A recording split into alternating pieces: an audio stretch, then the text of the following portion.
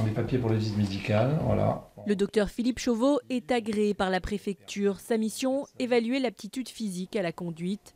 Parmi ses patients notamment, des personnes âgées, des conducteurs à qui le médecin fait passer une série de tests. S'il peut par exemple tourner la tête pour faire une marche arrière, s'il entend les avertisseurs sonores des urgences et compagnie. Des visites de contrôle sur demande d'un médecin, de la police ou encore de la famille du conducteur. Si le généraliste estime que ce dernier n'est pas en état de prendre le volant, la préfecture peut suspendre son permis et c'est ce que le préfet des Pyrénées-Atlantiques voudrait faire plus souvent. Son argument, les chiffres.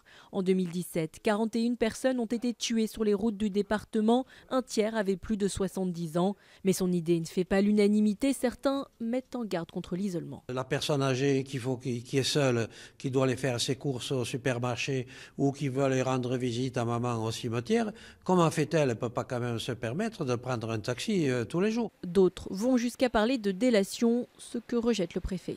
L'une des premières préoccupations, est-ce qu'elle n'est pas de protéger tout simplement ces personnes lorsqu'on a le sentiment qu'elles ne sont plus capables de conduire. Mais certains conducteurs ont pris eux-mêmes les choses en main. Je ne voulais surtout pas qu'on m'interdise de conduire. Et à 87 ans, j'ai décidé de ne plus conduire. J'ai donné ma voiture et comme ça, je n'étais pas tentée. Le préfet rappelle qu'il s'agit de suspension de permis et non de retrait définitif.